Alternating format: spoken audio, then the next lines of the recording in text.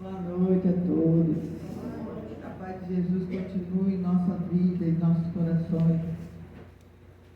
Bom, o tema da palestra de hoje, ele foi me inspirado pelos trabalhadores da Seara de Jesus, do extrafísico, ou seja, não estão em terra. Não é um tema fácil, não.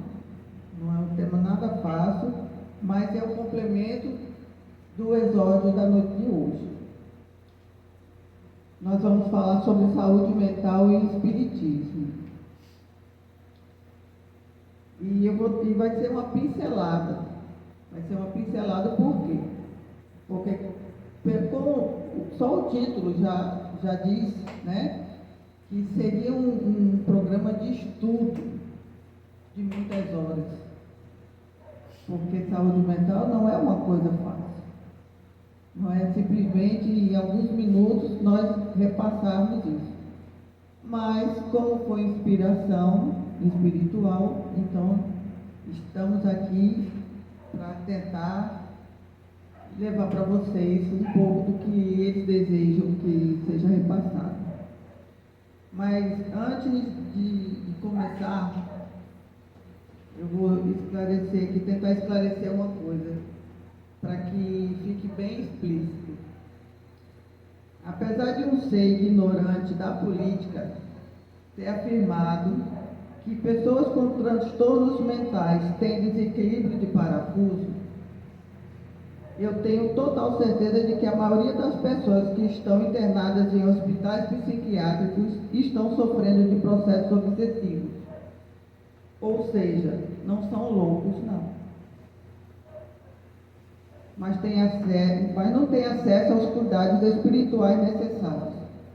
Então, muitas pessoas estão lá, estão internadas ou são internadas diariamente sem terem um transtorno, não serem loucos, nem ter problema de parafuso, não. Certo? Isso ocorre muito. Então, a cada dia mais, nós vemos, né, que as doenças da mente estão muito presentes em nossas vidas. E eu pergunto, quando foi que percebemos esses fatos? Esses transtornos já existiam ou não percebíamos? Ou passaram a ocorrer somente depois do advento da pandemia de Covid? Já existiam, né? Mas depois da Covid foi que nós começamos a perceber, não é verdade? Por incrível que pareça. Mas já existiam, como o senhor está dizendo, já existiam há muito tempo, né? Então hoje, pessoas cada vez em grande número, esse tema também foi um aprendizado muito grande para mim. Coisas que eu não conseguia entender, não sabia, mas a gente vai estudando e vai aprendendo. Então, um grande número de pessoas se vê acometidas por doenças neurológicas. Vocês sabem o que são doenças neurológicas? Tipo Parkinson, Alzheimer, AVC. Essas doenças, elas atingem diretamente o sistema nervoso central. Ou seja, deixam sequelas, muitas vezes, né? São doenças que nós, né, temos conhecimento, ouvimos falar sempre, né? Não é verdade? Mas elas são doenças neurológicas. E também, em maior número, são as psicológicas, psiquiátricas, ou os transtornos, como queiram, né? Que são os transtornos de ansiedade, depressão, fobias, transtorno bipolar, esquizofrenia, pânico. E aí? Ouviram falar muito? Não é? Também temos notícias que a cada 3 nascimentos, uma criança já nasce com TDAH, transtorno de déficit de atenção. Também tem transtornos de espectro do autismo, o TEA. microcefalia, entre outros. Não é verdade? Agora, eu gostaria de perguntar a vocês, e fiquem à vontade para responderem ou não. Aqui nesse recinto existem pessoas que já tiveram ou têm algum desses transtornos ou doenças ligadas à mente?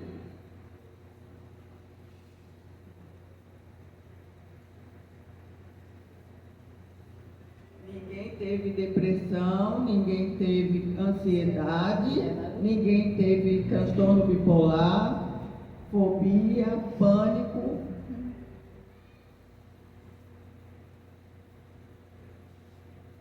Muito bem.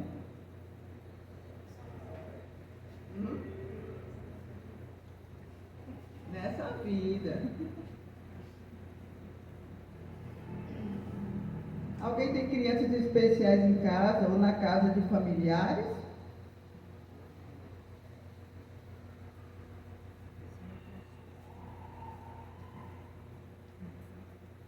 Bom, então vocês prestem bem atenção à resposta de vocês, porque no final nós vamos saber, né? Vamos entender o sentido do tema que foi proposto hoje pela espiritualidade. Então, qual seria a relação entre doença mental e espiritismo? Então, nos últimos tempos, tem ocorrido o quê? Muitas pesquisas, né? Especialistas estão estudando a mente humana e estão chegando a essa conclusão de que existe muita ligação entre doenças mentais e espiritismo. Porque pessoas que têm fé, pessoas que têm alguma crença, elas se tornam diferenciadas. Por quê? Porque elas tendem a ter melhores índices de cura de doenças que muitas vezes eram impossíveis de curar. Tem pessoas que, né, fazem um raio-x, está ali tumor, e vai começar um tratamento, aí elas começam a ir numa casa espírita, ou em algum tipo de religião, elas começam, né, a adquirir mais fé, né, começam a acreditar mais, e podem ter certeza. E como diz a música Padre Zezinho, tem um padre aí que eu não sei como é o nome dele direito, que diz assim: orar faz muito bem, né? Costuma fazer bem. Acho que é Padre Zezinho.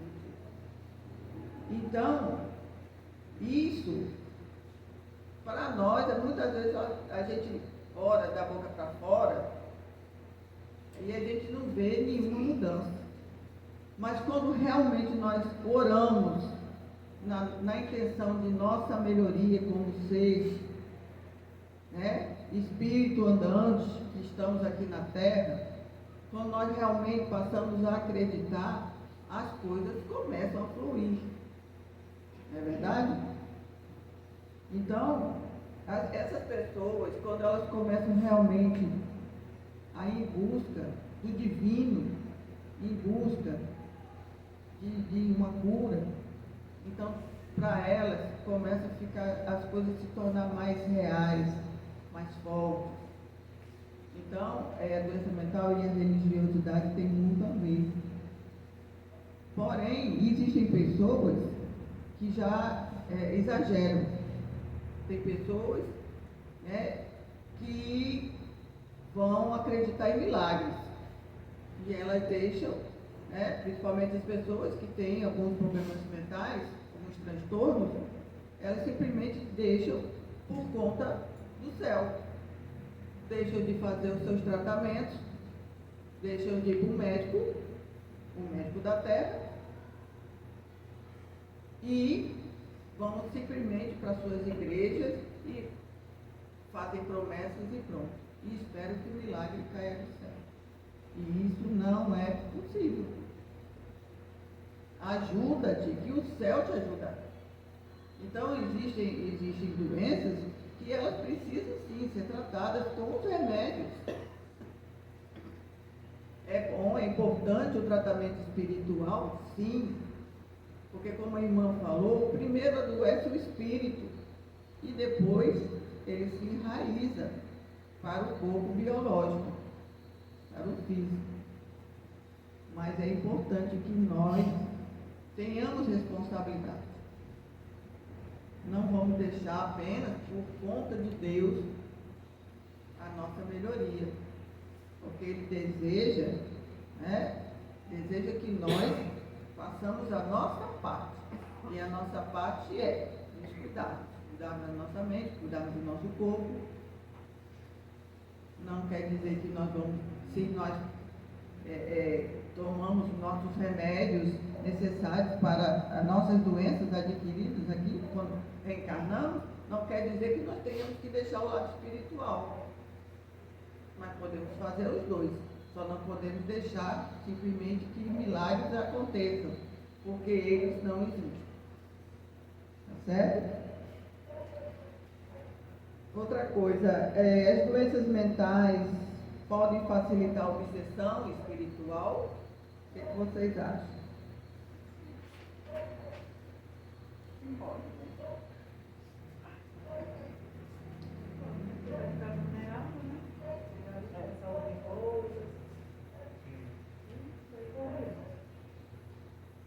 Concordam? Vocês concordam? Vocês estão muito caladinhos. Concordam? Pois é. No caso, as alterações biológicas, que são encontradas nas doenças neurológicas ou psiquiátricas, elas facilitam sim a influência obsessiva, dos obsessores. Por quê? Porque quando alguém sai fora do controle, vamos dizer, os chamados surtos, já ouviram falar, não é verdade? Isso não quer dizer apenas uma pessoa que está em depressão, uma depressão crônica, ela também entra em surto. Não são apenas as pessoas que sofrem de esquizofrenia, não. Certo? Transtorno de ansiedade também leva ao surto. Pânico também leva ao surto. Entende? Então, nesse momento em que nós saímos do controle, ali nós perdemos o nosso controle também cognitivo, de pensamentos. Nesses momentos, nós não conseguimos pensar em nada agradável. Não é verdade? Então, os nossos irmãos sofredores, obsessores, eles começam a tentar atuar. É ali onde eles encontram um caminho, uma passagem para fazer a atuação deles. E não é uma atuação boa, não. Todo obsessor, ele deseja o nosso mal. Não existe um obsessor que queira o nosso bem, não. Certo? Mas quando nós começamos a procurar nossa ajuda, quando nós vamos aos médicos, começamos a tomar o nosso remédio e passamos a ir para uma casa espírita, para uma igreja onde tem cura e libertação, aonde tem, até nas igrejas evangélicas, existe, tratamento de desobsessão também. Enfim, quando nós buscamos a nossa ajuda, aí tudo começa a modificar. Nós começamos a vibrar positivamente. Nós começamos a acreditar que nós vamos, apesar da doença, nós vamos começar a ter a nossa vida em nossas mãos e não na mão de espíritos. E como é que nós podemos saber que isso realmente acontece? Não é só o fato de nós nos sentirmos melhores. Quantas vezes vamos nas casas espíritas e quando saímos, nós chegamos de um jeito, quando saímos, nós saímos de outro, não é verdade? De repente, tudo muda. Quantas e quantas pessoas dizem, puxa vida, antes eu tivesse já procurado. Era o tempo todo sentindo agonia, sentindo calorão, sentindo uma raiva, não conseguindo dormir. E quando dorme, são sonhos que se transformam em pesadelos e que não nos deixam em paz. Não é verdade? Não acontece isso? Mas não é só isso, não. Os espíritos obsessores das reuniões mediúnicas, eles vêm dizer, eles vêm com raiva, eles vêm, não estou gostando disso, porque eu não tenho mais o acesso que eu tinha antes. Vocês estão tirando o meu chamego, vocês estão tirando o meu alvo, vocês estão tirando eles das nossas mãos. Na verdade, não somos nós não fazemos nada. Primeiramente Deus, e segundo, a nossa vontade, a nossa fé que aumenta, a nossa crença. E isso eu vou dizer uma coisa para vocês. Não pensem vocês que nós que estamos aqui não sofremos isso. Ao contrário, quanto mais temos conhecimento, mais nós sofremos essas atuações. Então, muitas vezes, nós mesmos nos tornamos invigilantes. E Jesus já dizia, vigiai e orai. Então, quando nós deixamos que as coisas realmente, eles tomem de conta das nossas vidas, nós não podemos chegar e dizer, é o diabo, é ele é ele que toma conta. São esses obsessores que tomam conta, são eles que fazem. A culpa é deles, não é não. Não vou contar novamente a história do cavalo, mas que é exatamente assim que acontece. Eles desejam que nós façamos o mal. Eles ali vão intuindo, da mesma forma que os irmãos me intuíram para fazer esse tema de hoje, eles também chegam e ficam, vá ali, passa, vá lá belisque ela, vá lá abrir com ela. Essa daqui não é sua amiga não, ela está falando de você. E aí você de repente começa a se irritar com a pessoa, de repente você está com raiva dela. E nós vamos deixando que as coisas realmente aconteçam, se realizem. E na verdade é simplesmente a nossa invigilância. Então eles têm sim, nós que nascemos com algum tipo de transtorno, nós que nascemos com doenças mentais. Então, nós devemos saber que apesar disso, apesar desses problemas que nos afligem diariamente, que nós temos que lutar contra, eles só terão poder se nós permitirmos. Porque quem manda em nós é Deus. Só. Mas ninguém. Certo? Agora eu vou perguntar a vocês. Doença mental é prova ou expiação?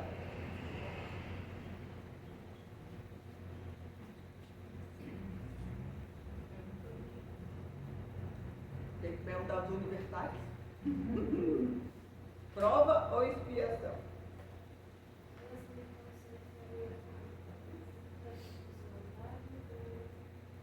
Doenças neurológicas, doenças psiquiátricas.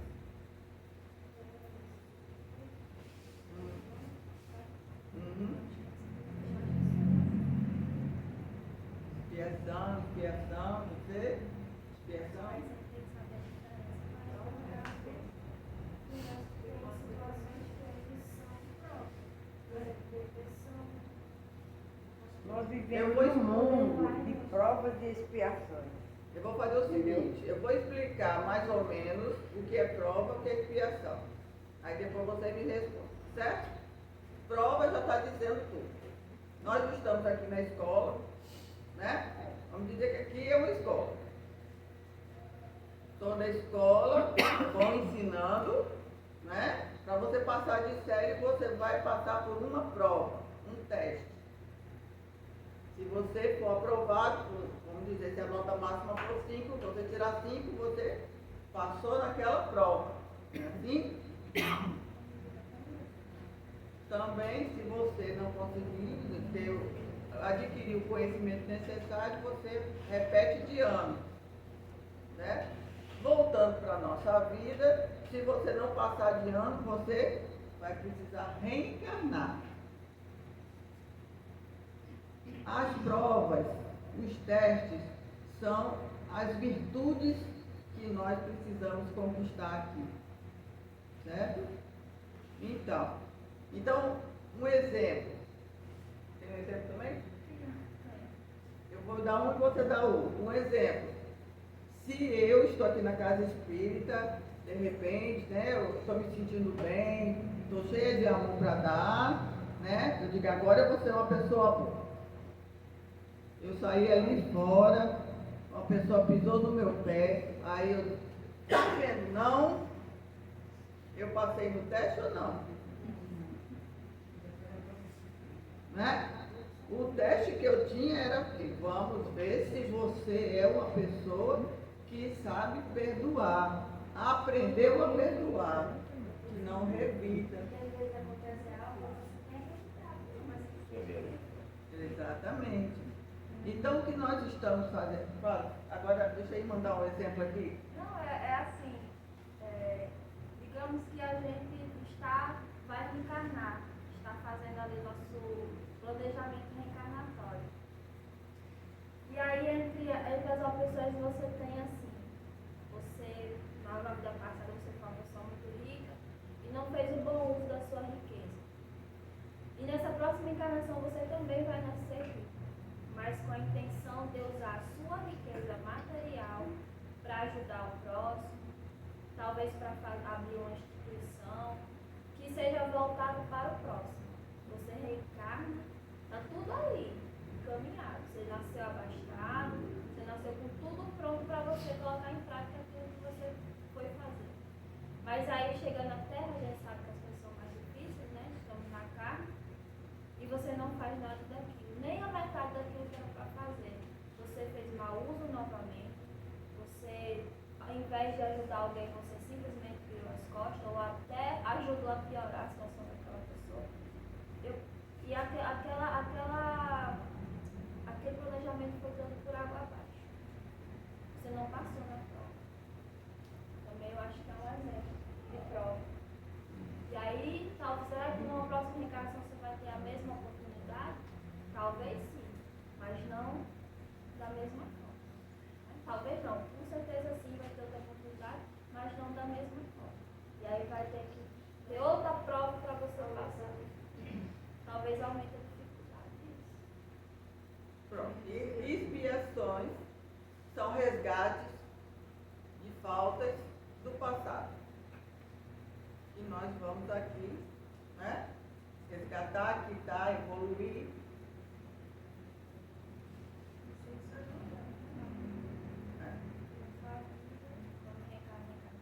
Deu para saber mais ou menos a diferença? Então as doenças mentais, elas são provas ou expiações? Hã?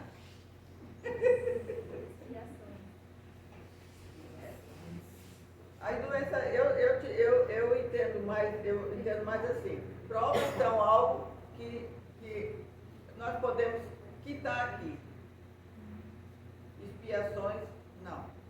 Nós podemos conviver, nós podemos entender, podemos tratar, mas são doenças, são coisas que acontecem na vida da gente, muitas vezes, nós não percebemos nem no início, nem quando nascemos.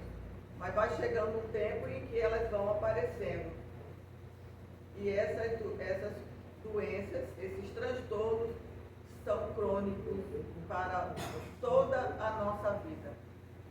Mas isso é uma aprovação, porque quando a pessoa tem um problema que vai para o psiquiatra, e não sabe que a pessoa tem um problema espiritual, como eu conheci uma pessoa que me pediu para me internar, ele no hospital, porque tem alguém me seguindo, alguém quer me pegar, alguém disse que vai me matar, entendeu? Então ele me pediu para me internar, porque ele achava que alguém ia matar ele, estava perseguindo ele. Aí eu disse, você não vai se internar, você não tem problema, eu sabia que era espiritual, mas ele disse que não, eu quero ir, tanto que ele fez que eu internei ele. Quando eu internei ele, passou por 15 dias, 2 semanas. O diretor do hospital mandou me chamar e disse, leve essa pessoa daqui pela sua responsabilidade, porque ele não tem nada de loucura. O que eu fiz? Isso é uma prova. Ele viu ali a prova que realmente ele não era louco. Ele mesmo ligou e disse, eu não sou louco não, me tire daqui. Eu fui no hospital, me mostrei